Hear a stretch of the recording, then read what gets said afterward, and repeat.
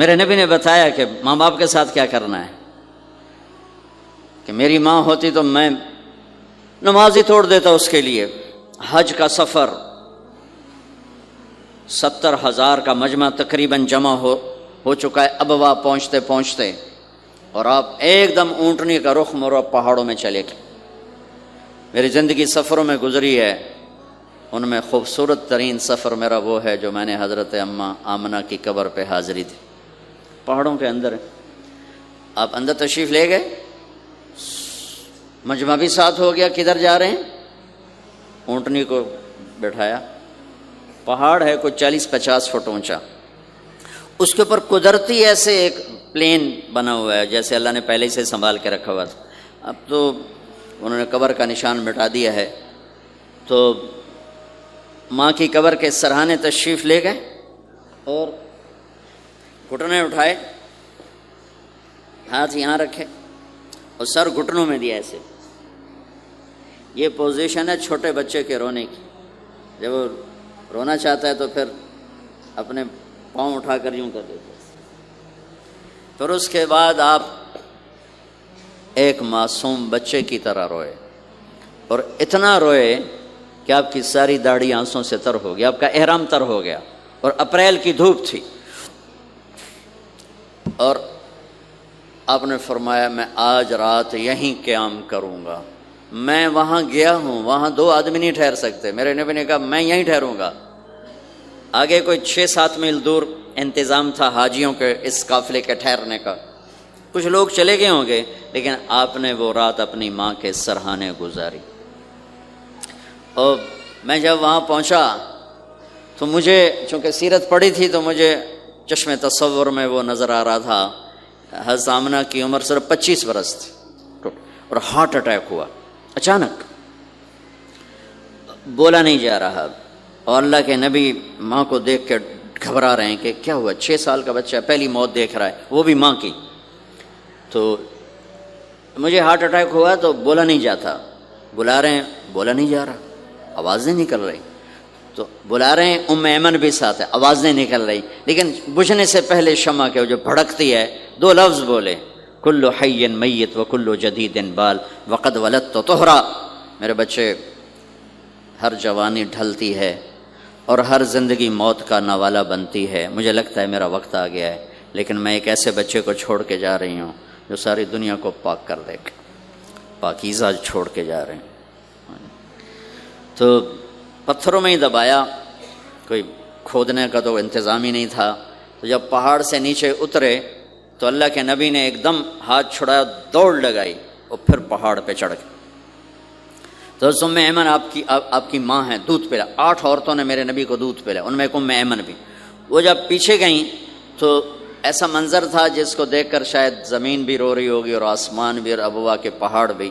آپ ماں کی قبر پر ایسے لپٹ گئے اپنے سینے کو پتھروں کے ساتھ، اور یوں دونوں ہاتھوں سے پتھر لیے ہوئے تھے۔ جب آپ ام ایمن قریب آئیں تو آپ سنا تو آپ فرما رہے تھے، ماں جی آپ کے سوا تو میرا کوئی نہ تھا، آپ بھی مجھے چھوڑ کے چلی گئیں، میرے لیے اب کس کی گود ہے؟ تو ام ایمن رضی اللہ عنہ نے اٹھانا چاہ کے، بیٹا اٹھو، تو آپ نے انکار کر دیا، تو ام نے کھینچ کے نیچے لائیں اور زبردستی لائیں اور اونٹنی پر بٹھایا، اور آگے 2 راتوں کا سفر تھا، وہ سب میرے نبی کے خاموش آنسوؤں سے آپ کا گریبان تر ہوتا گیا۔ اور آگے نہ کوئی خالہ ہے، نہ کوئی اور آسرا ہے، نہ باپ ہے، باپ اور ماں ہی بڑا سہارا ہوتے ہیں۔ دادا نے کفالت میں لیا 8 سال کی عمر میں، ان کا بھی اللہ نے ان کو بھی اپنے پاس بلا لیا۔ تو وہ سارا منظر میرے سامنے گھوم رہا تھا، اوپر سے سورج ڈوبنے والا تھا، تو وہ عجیب کیفیات تھے، وہ میں بیان نہیں کر سکتا ہوں۔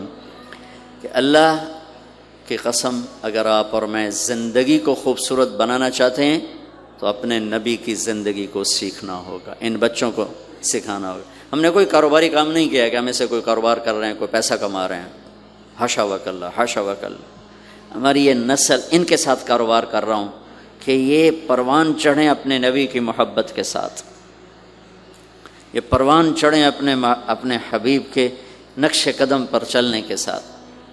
ان کے اندر اللہ، اس کے نبی کی محبت ہر بچے بچی کے اندر اللہ نے اپنے اور اپنے حبیب کی چپ ڈال دی، اس کو نکالا نہیں جا سکتا۔ میں اس کو ایکٹیویٹ کرنا چاہتا ہوں کہ اللہ کرے ان کے جذبے اللہ کے نبی کے ساتھ جڑ جائیں، پھر ماننا آسان ہو جاتا، پھر اطاعت آسان ہو جاتی۔ جب محبت نہیں ہوتی تو اطاعت نہیں آتی۔ تو میرے بھائی بہنوں، زندگی کی خوبصورتی کا تعلق میرے نبی والے خوبصورت اخلاق کے ساتھ۔ پھر آپ نے بیویوں کے ساتھ کیا سلوک کیا؟ 2 مہینے چولہا نہیں جلتا، 2 مہینے کھانے کو کچھ نہیں ملتا، اور ہر بیگم قربان ہے، فدا ہے۔ 2 مہینے جس عورت کے گھر میں چولہا نہ جلے وہ خامد کا کیا حشر کرے گی؟ اور میرے نبی کے گھر میں 2 مہینے چولہا نہیں جل رہا ہے، خود بھی بھوک برداشت کر رہے ہیں، بیگمات بھی بھوک برداشت کر رہے ہیں۔ ایک رات حضرت عائشہ کے ساتھ لیٹے ہوئے تھے ایک ہی چارپائی پر، تو آپ کبھی یوں کروڑ بدلتے، کبھی یوں کروڑ بدلتے، پھر ایک دم آگے بڑھے اور چارپائی کی لکڑی کے اوپر ایسے پیٹ کو ٹیک کر نیچے جھک گئے۔ تو عائشہ اٹھ کے بیٹھ گئے، یا رسول اللہ کیا ہوا؟ آپ سیدھے ہو کر فرمایا، عائشہ بھوک بڑی لگی۔ ہوئے ہوئے ہوئے، جس کے ہاتھ میں جنت کی چابی ہو، جو میرے نبی کا، میرے اللہ کا محبوب اور حبیب ہو، جس سے پردے ہٹا کر میرا رب کلام کر چکا ہو، جسے قاب قوسین او ادنیٰ کا مقام دے چکا ہو، اور جس سے آگے مقام محمود پر بٹھانے والا ہو، اور جس کی شفاعت سے جنت کا دروازہ کھلنے والا ہو، عائشہ بھوک بڑی لگی۔ تو عائشہ رونے لگی کہ یا رسول اللہ آپ اللہ سے بات کیوں نہیں کرتے ہیں؟ کہ نہیں عائشہ، اسی بھوک میں اللہ سے ملوں گا، مجھ سے پہلے جو نبی میرے ساتھی تھے وہ بھی اسی طرح چلے گئے، میں بھی ایسے ہی چلا جاؤں گا۔ اور اس کے باوجود بیویاں قربان ہو رہی ہیں، فدا ہو رہی ہیں، کس چیز نے باندھا ہوا تھا؟ میرے نبی کے سلوک نے، میرے نبی کے اخلاق نے۔ اللہ کی قسم، میرے نبی کی شادیاں شوق کی شادیاں نہیں تھیں۔ ایک حدیث سناتا ہوں، ما تزوجت وما زوجت الا بوحی من السماء نزل به جبریل۔ سن لو لوگو، میں نے جہاں شادی کی، میں نے جہاں بیٹی دی، پہلے آسمان سے وحی آئی، جبریل لے کر آئے، پھر میں نے شادی کی۔ تو یہ شوق کی شادیاں نہیں ہیں، زندگی سکھانے کی شادیاں ہیں، کیونکہ سب سے مشکل رشتہ خامد اور بیوی ہے، سب سے مشکل رشتہ خامد اور بیوی ہے۔ اس وقت طلاقیں کیوں بڑھ رہی ہیں؟ ایک تو یہ ہماری یہ جو فاسٹ فوڈ ہے، اس نے ہمارے اندر جو ایک نیچرل سسٹم تھا اسے ڈسٹرب کر دیا ہے، تو غصہ بڑھ گیا ہے، برداشت گھٹ گئی ہے، چھوٹی چھوٹی باتوں پہ گھر اجڑ رہے ہیں، گھر اجڑ رہے ہیں۔ پہلے یورپ میں سنتے تھے، اب یہاں پاکستان آج شادی ہوتی، چوتھے دن طلاق ہو رہی ہوتی۔ میں وہاں بیان کے لیے نکل رہا تھا مانچسٹر، تو میرے ساتھ جو گاڑی چلا رہا تھا، میں نے پوچھا آپ کیا کرتے ہو؟ لاہور کا تھا۔ کہا جی میں وکیل ہوں۔ میں نے کہا یہاں کوئی جھوٹے کیس ہوتے ہیں جیسے پاکستان میں؟ کہا جی نہیں، یہاں جھوٹا کیس کوئی نہیں ہوتا، جو بھی ہوتا ہے جینون ہوتا ہے۔ میں نے کہا یہاں مسلمانوں کے لڑائی جھگڑے آتے ہیں؟ کہا جی ہاں جی آتے ہیں۔ میں نے کہا سب سے زیادہ کیا جھگڑے آتے ہیں؟ کہا جی سب سے زیادہ طلاق کے آتے ہیں، طلاق طلاق طلاق طلاق۔ کہ نہیں سیکھا، زندگی برداشت کا نام ہے، برداشت کرنا سیکھا نہیں۔ میرے نبی نے 11 شادیاں کی، ہر قسم کی عورت کے ساتھ شادی کی، خاندان کے اندر، برادری کے اندر، اور خاندان برادری سے باہر۔ یہی 3 نسبتیں ہیں۔ اپنے خاندان میں قریش، تو آپ کی کئی بیگمات قریش، حضرت عائشہ، حضرت حفصہ، حضرت زینب، حضرت ام حبیبہ، یہ سب قریش ہیں۔ قریش سے باہر حضرت میمونہ، حضرت جویریہ، یہ قریش سے باہر ہے برادری۔ پھر برادری سے بھی باہر شادی کی، یہود، حضرت صفیہ یہودی کی بیٹی ہیں، ان کے ساتھ شادی کی۔ ہر نسل سے شادی کی، اوپر والے کا نظام ہے۔ اپنے سے مالدار حضرت خدیجہ، اپنے برابر ام سلمہ، ام حبیبہ، اپنے سے کم فخر میں جویریہ، صفیہ، اپنے سے غربت کے ساتھ نہیں، عمر سے بڑی کے ساتھ شادی کی حضرت خدیجہ، ہم عمر کے ساتھ شادی کی حضرت سودا، عمر سے کم سے شادی کی حضرت عائشہ، بیوہ سے شادی کی حضرت خدیجہ، مطلقہ سے شادی کی حضرت زینب، کماری سے شادی کی حضرت عائشہ، جتنی بھی نسبتیں کسی عورت کی بن سکتی ہیں ان سب میں اللہ نے آپ کو استعمال کر کے زندگی گزارنے کا طریقہ سکھایا۔ تیز مزاج کے ساتھ شادی کی، حضرت حفصہ رضی اللہ تعالیٰ عنہ مزاج میں تیزی تھی، حضرت عمر رضی اللہ تعالیٰ عنہ کی بیٹی مزاج میں شدت تھی، زندگی گزار کے دکھایا۔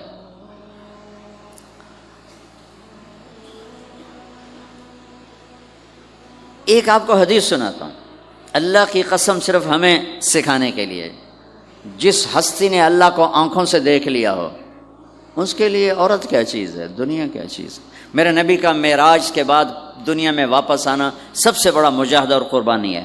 جنت میں اللہ ہمیں نصیب کر، جب اللہ کا دیدار ہوگا تو اس کے بعد اللہ کی قسم جنت والوں کو جنت بھول جائے، عورتوں کو خامد بھول جائیں گے، خامدوں کو بیویاں بھول جائیں گی، اور جنت کی ہر نعمت بھول جائے گی، صرف اللہ کو دیکھنے میں گم ہو جائیں گے۔ اور میرے نبی اپنی آنکھوں سے اللہ کو دیکھ کر آئے ہیں، ٹھیک ہوگی۔ اب ایک حدیث سنو، عائشہ مجھے جب سے پتہ چلا ہے نا کہ تو جنت میں میری بیوی ہے تو میرے لیے تو مرنا ہی آسان ہو گیا ہے۔ اللہ اکبر۔ یا عائش انہ لیہون علی ان اریتک زوجتی فی الجنہ، میرے رب کی قسم ہمیں آپ کو سمجھانے کے لیے، ہمیں آپ کو بتانے، عائشہ مجھے جب سے پتہ چلا ہے نا کہ تو جنت میں میری بیوی ہے، مجھے تو مرنا اچھا لگنے لگا ہے، مجھے تو مرنا اچھا لگنے لگا ہے کہ تو جنت میں میری بیوی ہے۔ سبحان اللہ۔ ادھر اچھا جی جنت یہی لبنی ہیں جی، یہ جنت جا کے بھی یہ دنالی رانا ہے، یہاں یہ باتیں سننے کو ملتی۔ اور میرا نبی کہہ رہا ہے عائشہ مجھے پتہ چلا ہے کہ تو جنت میں میری بیوی ہے تو میرے لیے تو مرنا ہی آسان ہو گیا۔ سبحان اللہ، کیا خوبصورت، اللہ کی قسم یہ دلداری تھی۔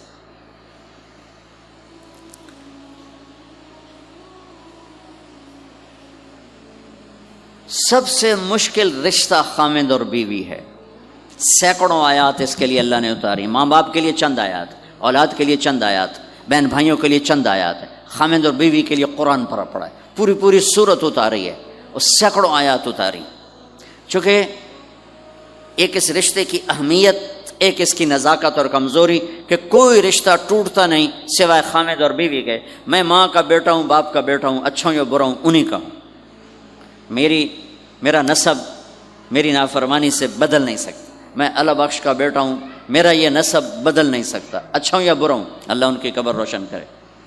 خامد اور بیوی کا رشتہ ایک بول پہ ٹوٹ جاتا ہے، ایک بول پہ ٹوٹ جاتا ہے، اس لیے اس کو بچانے کے لیے آیات آیات آیات، اور میرے نبی کی شادیاں کہ کس طرح ایک گھر کو لے کے چلتے ہیں، کس طرح ہر مزاج کی عورت کے ساتھ سلوک کرتے ہیں۔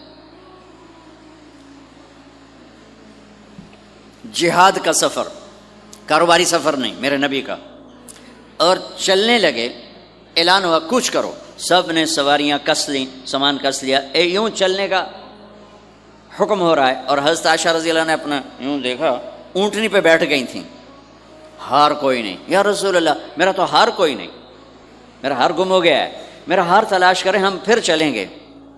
تو میرے نبی کہتے تو وڈی آئی نواب زادی، میں جہاد تے بہ جانا تینوں ہار دی پائے گی، چل اگو لگ۔ میرے نبی نے کہا چلو بھائی عائشہ کا ہار تلاش کرو۔ اللہ کی قسم میں جب یہ واقعات پڑھتا ہوں یا سناتا ہوں میں خود حیرت میں ڈوبا ہوتا ہوں کہ کیا کر دیا میرے نبی نے، جہاد کا سفر، اور میرے نبی کا ہار تلاش کرو بھائی، اب سارے ہار تلاش کر رہے ہیں۔ اس دن چھپ گیا، ہار کی تلاش تو بند ہو گئی اور سفر بھی بند، چونکہ اندھیرے میں کہاں جائیں گے، اور آپ کے ماتھے پہ شکن، عائشہ تیری وجہ سے ساری مصیبتیں، اللہ دے بندی تو ہار دے مگر پہ گئی، کیڑی گل ہے ہار دی، ایک لفظ نہیں فرمایا۔ سارے قافلے نے قیام کیا، عشاء تک تو پانی تھا، وضو کا پانی ختم ہو گیا، عشاء مغرب عشاء پڑی اکٹھی تو پانی ختم ہو گیا۔ اب پانی ختم ہو گیا تو فجر کی نماز آ رہی ہے، پانی کوئی نہیں ہے، تو سارے صحابہ نے ابو بکر پہ چڑھائی کی، ویکھے تیری دھی دے مگر ساڑے نال کی بنی، ہن اسی نماز کیویں پڑھنی ہے، پانی تو ہے نہیں تے وضو کیویں کرنا ہے۔ اب ابو بکر کو غصہ چڑھا، ایک دم وہ تو باپ تھے، وہ گھس گئے خیمے میں. آگے دیکھا تو اللہ کے نبی اماں عائشہ کی گود میں سر رکھ کے سوئے ہوئے تھے، اور اماں جی ایسے بیٹھی تھیں، آپ کو سارا دیکھ رہی ہوں. اب بولیں تو خطرہ ہے آنکھ کھل جائے گی، اور غصہ بھی چڑھا ہوا ہے، باپ بھی ہیں، تو اب مجھے دیکھو کیا کر رہے تھے.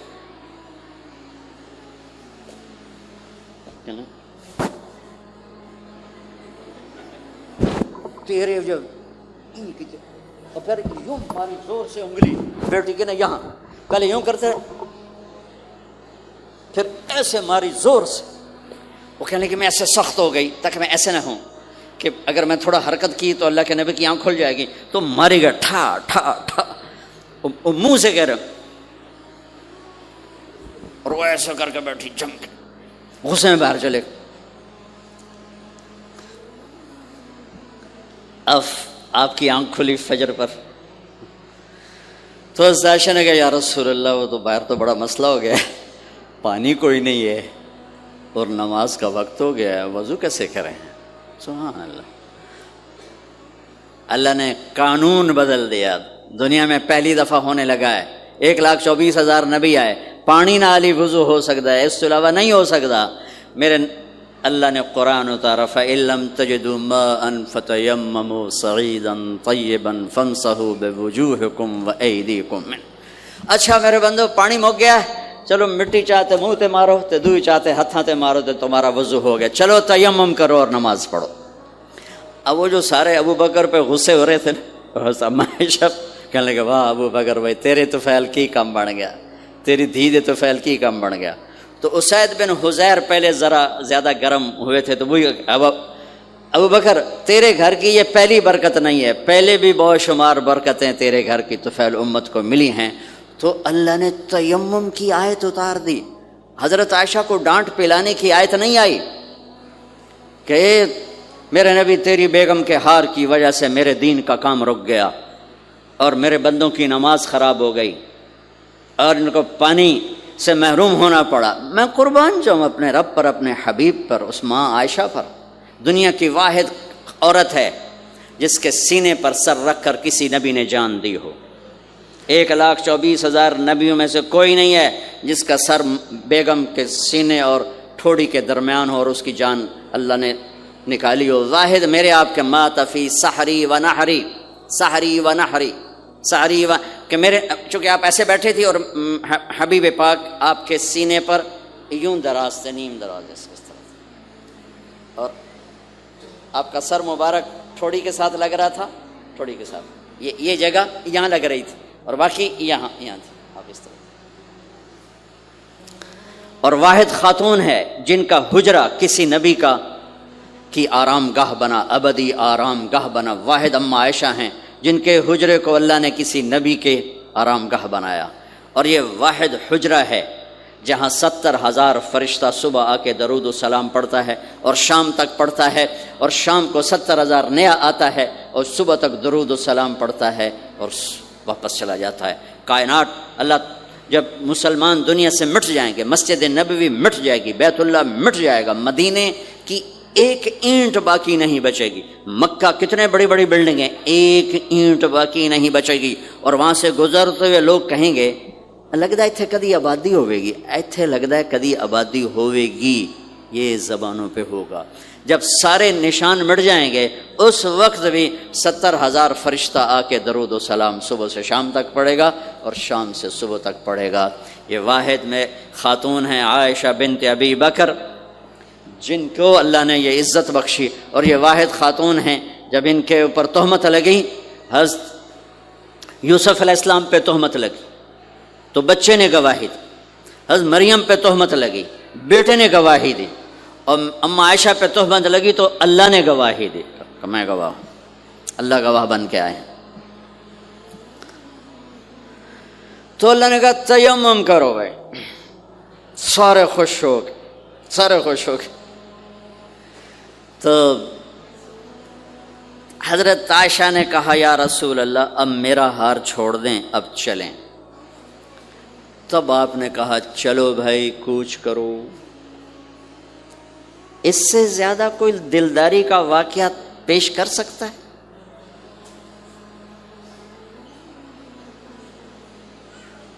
سبحان اللہ۔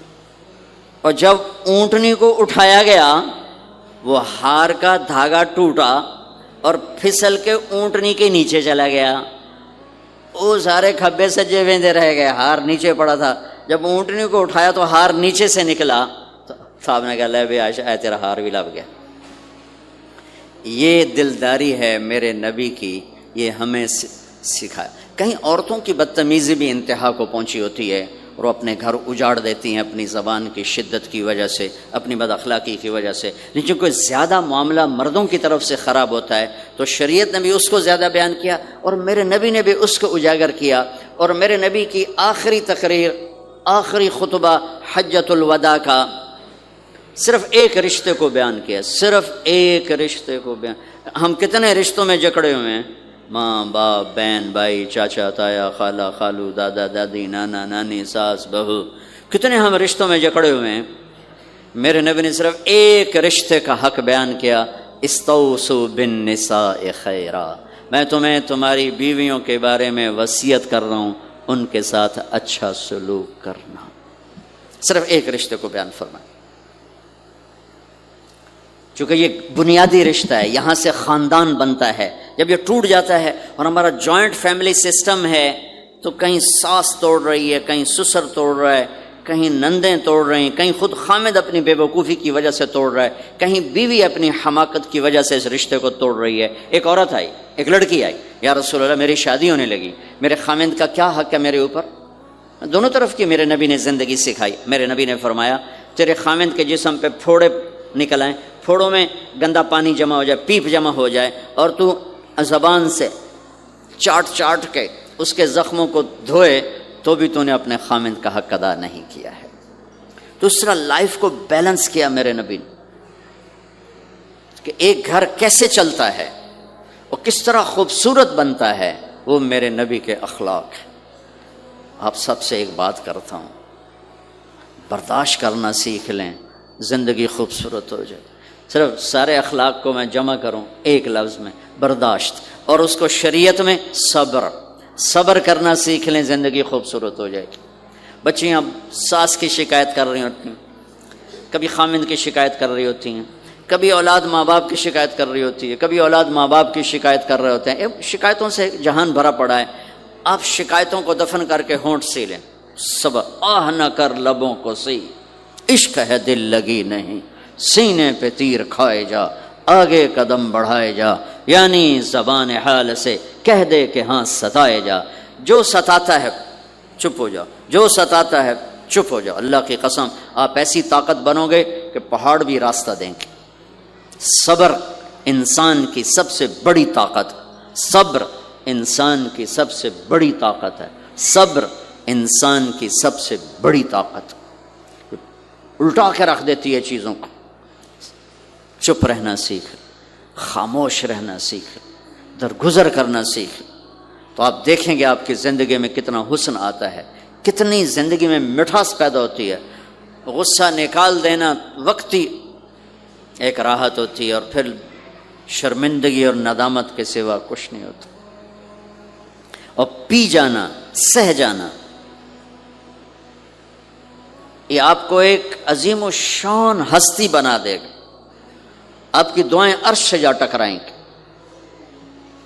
چپ رہنا ان بچوں کو سکھائیں، خاص طور پر اپنی بیٹیوں کو چپ رہنا سکھائیں کہ میں دکھ سے کہتا ہوں میرے دیس کا سسرالی معاشرہ ظالم ہے، ظالم ہے، ظالم ہے۔ اس میں نہ کوئی نمازی کی قید ہے، نہ بے نمازی کی، نہ دیندار کی، نہ بے دین کی، نہ کسی پردے والے گھر کی، نہ بے پرد گھر کی۔ سسرالی معاشرہ بہت ظالم ہے، بہت ظالم۔ جوائنٹ فیملی سسٹم عذاب بن چکا ہے، عذاب۔ پہلے ایک رحمت تھی یہ کہ سب کو اپنے حقوق حدود کا پتہ تھا، اب کسی کی زندگی میں دخل دینا یہ ہمارے اخلاق بن چکے ہیں، تو ہم اپنی زندگیوں کو خراب کر چکے، برباد کر چکے۔ پھر اولاد کے ساتھ کیا کرنا ہے؟ میرے نبی نے حسن حسین کے ساتھ 7 سال گزارے، حسین کے ساتھ 6 سال، حسن کے ساتھ 7 سال علیہم السلام رضی اللہ عنہما۔ 7 سال میں بچہ سمجھدار ہوتا ہے، ایک نصیحت نہیں کی، ایک نصیحت 7 سال ایک نصیحت نہیں پائیں گے آپ. اتنے بڑے نبی، اتنا بڑا انسانیت کا بوجھ، اور روزانہ ٹائم نکال کے بچوں کے پاس آ کر بیٹھتے تھے، ان کے ساتھ کھیلتے تھے، کشتی کرتے تھے، اور بھائیوں کو لائن میں کھڑا کر دیتے تھے. تو حضرت جعفر جوانی میں شہید ہو گئے، ان کے بچوں کو عون، عبداللہ، محمد، ان کے 3 بیٹے تھے، ان کو بھی بلا لیتے اور ایسے ان کو لائن میں کھڑا کر کے پھر ایسے بائیں پھیلا، ہاں بھائی آؤ بھائی مجھے پکڑو، کون ہے جو مجھے پہلے ہاتھ لگائے گا، کون ہے جو مجھے پہلے ہاتھ لگائے گا. وہ دوڑ لگاتے، پانچوں کا پانچوں، کوئی سر پہ چڑھتا، کوئی کمر پہ چڑھتا، کوئی گود میں گرتا، اور میرے نبی بیٹھ کے مسکراتے. ایک مجھے بات یاد ہے، صرف ایک یاد، کہ حضرت امام حسن رضی اللہ تعالیٰ عنہ علیہ السلام، انہوں نے صدقے کی کھجور اٹھائی اور منہ میں ڈال لی. صدقے کا آیا تھا مال، تو ایک کھجور اٹھا کے منہ میں، تو ہم کہا بخ بخ بخ، تو آپ نے منہ میں نا انگلی ڈال کے کھجور نکال لی کہ بیٹا ہمارے گھر پہ صدقہ جائز نہیں ہے، اس کو پھینک دو. بس یہ ایک بات مجھے اپنے نبی کی زندگی میں ملتی ہے. ٹائم دیا، محبت دی. کمال کی بات ہے نہیں، اتنی بڑی ہستی ہو اور بچوں کے لیے گھوڑا بنے کھڑے، آؤ بھائی آؤ بھائی، دونوں ہاتھ بھی ٹیک دیے، گھٹنے بھی ٹیک دیے، آؤ بھائی میری کمر پہ چڑھ جاؤ.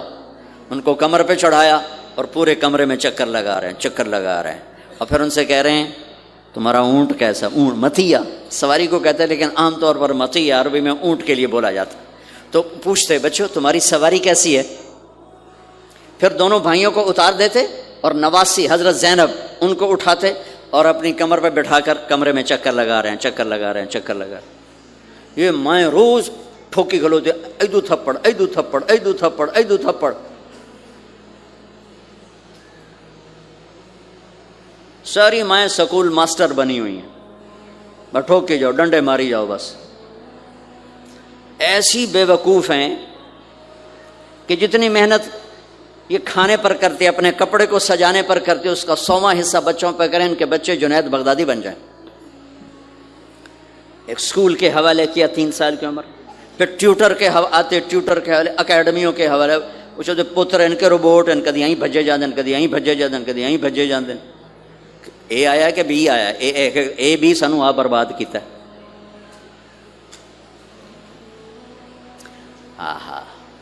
اور سنو، چلو یہ تو گھر کی بات ہے نا. ایک دفعہ حسن حسین کی کشتی کرواتے تھے، آؤ بھائی کشتی کرو بھائی. ایک دن کا واقعہ نہیں، یہ آئے دن کا واقعہ ہے. لیکن ایک واقعہ کہ حسن حسین کی کشتی ہو رہی، حسین چھوٹے تھے، حسن بڑے تھے، تو حسن دبا رہے ہوں گے حسین کو، تو آپ حضرت حسین کو شاباش حسین ای ہے، حسین ای حسین، یعنی حسین زور لا، شاباش. اماں بول پڑی، فاطمہ جنت کی سردار، یا رسول اللہ آپ ساری شاباش حسین کو دیے جا رہے ہیں، حسن کو نہیں دے رہے. آپ نے کہا فاطمہ یہ جبریل میرے پاس کھڑا ہوا ہے، یہ بھی حسین کو شاباش دے رہا ہے، تو اس کے پیچھے میں بھی حسین کو شاباش دے رہا.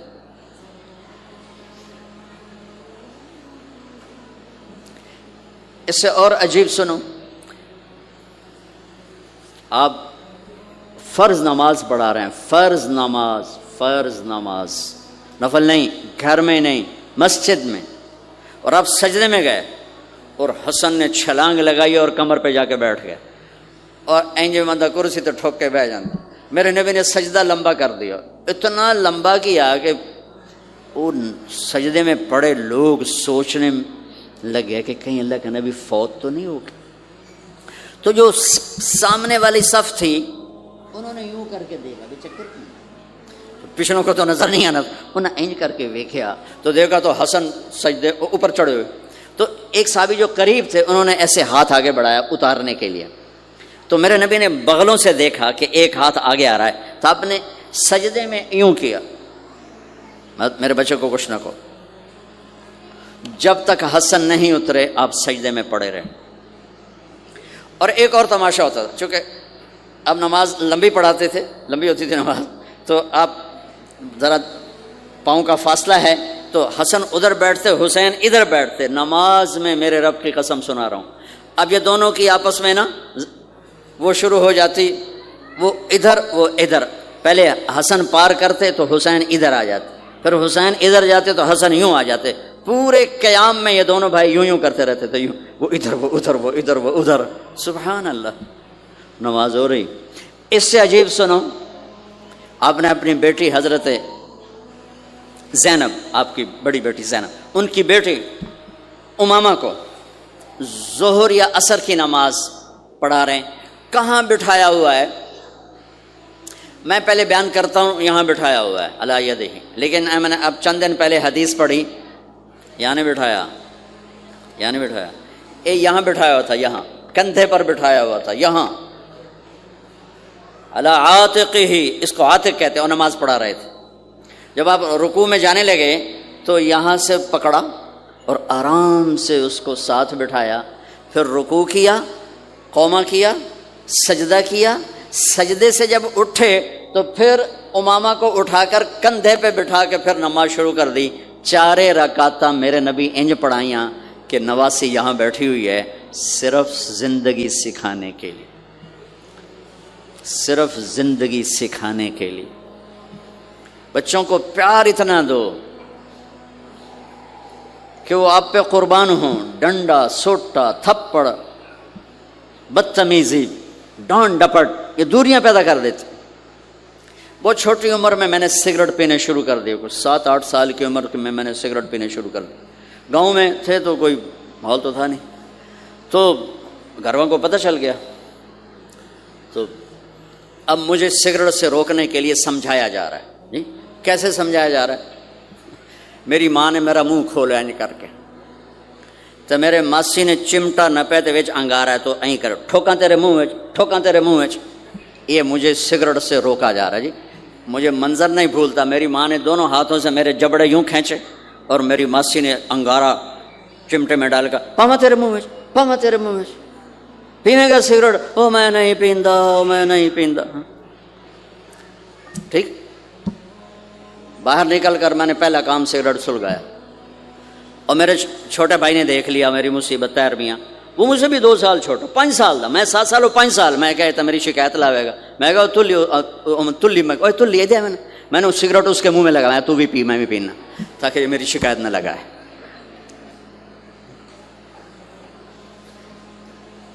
تو آج کے ماں باپ بڑے جاہل ہیں, ہم بڑے ایجوکیٹڈ ہیں, میں کہتا ہوں انتہائی جاہل ہیں, جنہیں بچے کو لے کے چلنا نہیں آتا, جنہیں رشتوں کی قدر نہیں. انہوں نے خاک پڑھا ہے, کاغذ کی ڈگریوں کو علم بنا کے پھرتے ہیں, جس سے میرے نبی کی زندگی کا پتہ نہیں. اللہ کی قسم جانور سے بدتر ہے, جاہل ترین ہے, جسے اپنے آقا کی زندگی کی خبر نہیں. حضرت حسن آپ کے پیٹ پر بیٹھے ہوئے, آپ ان کے ساتھ کھیل رہے ہیں. اچانک حسن نے پیشاب شروع کر دیا. مجھے یاد نہیں, میرے بچے بچیاں ماشاءاللہ, میں نے ان کو اٹھایا ہوا تھا اور مجھے پیشاب محسوس ہوا تو میں نے اسے بیٹھے رہنے دیا ہو. مجھے یاد, میں اسی وقت پیچھے یا منجی تے سٹیا یا ہیٹھاں سٹیا پیشاب اتنے کرتا الو جائے نے. ٹھیک, میرے نبی پاک صلی اللہ علیہ وسلم کے نواسے حسن آپ کے پیٹ پر بیٹھے تھے, پیٹ ننگا تھا, تو آپ ان کے ساتھ کھیل رہے تھے, تو انہیں پیشاب شروع کر دیا. میرے نبی ایسے بے حس و حرکت ہو کہ کہیں بچے میری حرکت سے بچے کا پیشاب نہ رک جائے, تو آپ ایسے ہو گئے. تو پورا پیشاب کیا اور آپ ہلے نہیں. جب وہ پیشاب سے فارغ ہوئے پھر آپ اٹھے اور بچے کو الگ بٹھا کر اپنے جسم پہ پانی ڈال کے اپنے آپ کو صاف کر کے تو آ کے دوبارہ ان کے ساتھ کھیلنا شروع کر دیا. میں آپ کو اپنی نبی کی وہ زندگی بتا رہا ہوں جس کو اپنانے سے میری زندگی بھی خوبصورت ہو جائے گی, آپ کی بھی. ہم فخر سے کہتے ہیں ہمارے نبی نے چاند کے 2 ٹکڑے کر دیے, معراج پہ آسمان چیر کے چلے گئے. یہ بہت بڑے معجزات ہیں, لیکن میرے نبی کا سب سے بڑا معجزہ ہے کہ ہمیں ایک خوبصورت زندگی سکھا کر گئے. آپ کے اخلاق, میرے نبی کے اخلاق میرے نبی کا سب سے بڑا معجزہ ہے. حسن کو آگے بٹھایا ہوا تھا رضی اللہ عنہ علیہم السلام, تو ان کو ایسے زبان دکھاتے حسن کو, تو حسن اس کو پکڑنے کی کوشش کرتے, جب ایسے ہاتھ مارتے تو آپ زبان منہ میں کرتے. اچھا وہ ہنس پڑتے, بچہ ہنس پڑتا. تو پھر اس کے بعد آپ یوں کرتے تو پھر حسن آگے ہاتھ مارتے, پھر آپ زبان منہ میں کر لیتے, پھر وہ کرتے ہنستے, پھر آپ چپ ہو جاتے. کتنی دیر آپ حسن کے ساتھ یہ کھیل کھیلتے رہے. آپ گلی میں گزر رہے ہیں, بچے کھیل رہے تھے, بچوں میں حسین کھیل رہے تھے, تو آپ نے کہا پکڑو بھائی حسین کو, پکڑو بھائی. تو وہ آگے بھاگے, تو آپ پیچھے جان بوجھ کے جیسے ہم کرتے ہیں وجعل الصبی یلعب ہا ہونا وہا ہونا, جب وہ ادھر جاتے تو آپ آگے ہو جاتے, وہ ادھر آتے آپ ادھر ہو جاتے. پوری گلی یہ تماشا دیکھ رہی ہے, اور حسین کبھی آگے بھاگ رہے کبھی پیچھے بھاگ رہے, اور آپ جان بوجھ کے اس کو پکڑ نہیں رہے. ہاں پکڑو بھائی, پکڑو بھائی, پکڑو بھائی. اور وہ بڑے ہنس رہے ہیں کہ آج میرا نانا تو میں نے نپ ہی نہیں سکتا. تو یہ تھوڑی دیر جب یہ کھیل چلتا رہا, پھر آپ نے ان کو کہا یہ پکڑ لیا, اور اٹھایا اور ہونٹ چومے اور ماتھا چوما, کہ حسین مجھ سے ہے میں حسین سے, حسین مجھ سے ہے میں حسین سے.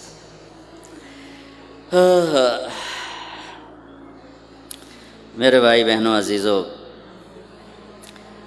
اسلام ہی تو خوبصورت زندگی سکھاتا ہے, وہی ہم نے بھلا دیا.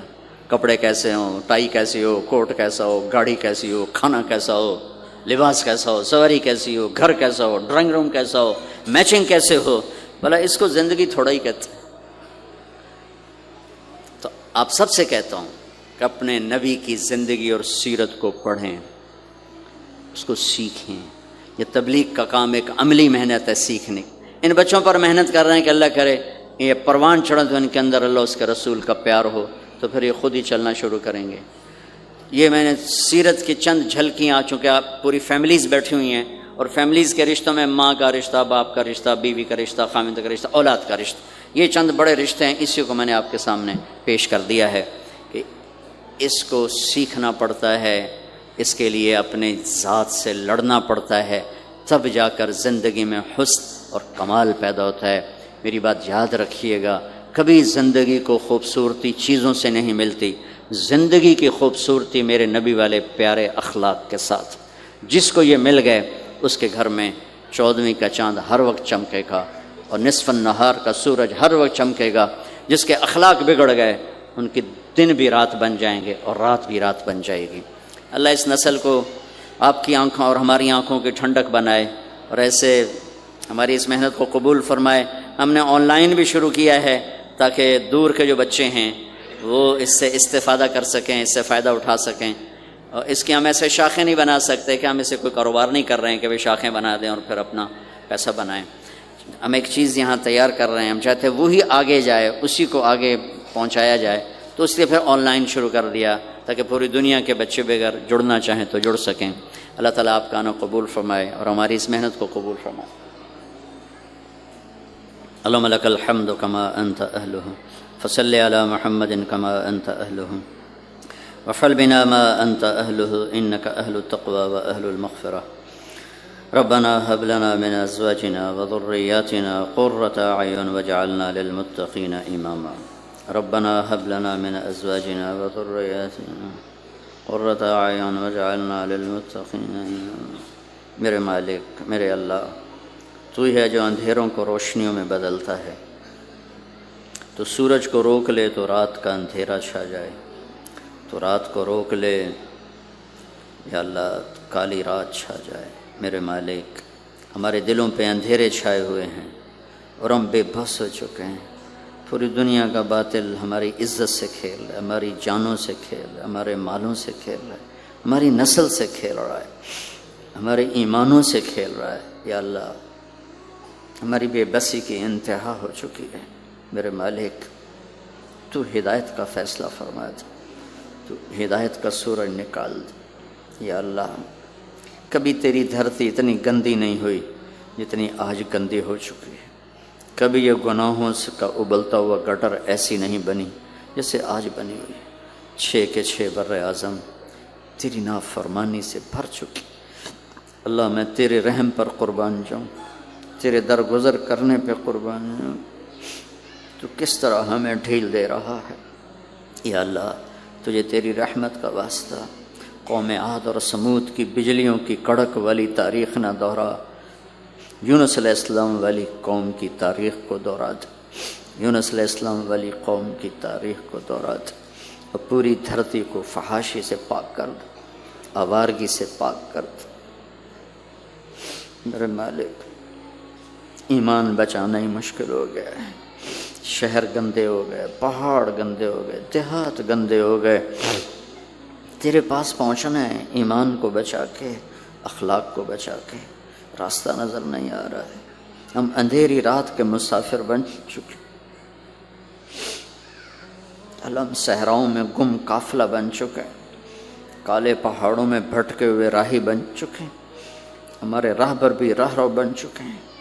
میرے مالک، تیرے پیارے بندوں سے تیری دھرتی خالی ہوتی چلی جا رہی۔ یا اللہ، میرے اللہ، تو آ جا، تو آ جا یا اللہ، آ جا میرے اللہ، تو آ جا میرے اللہ۔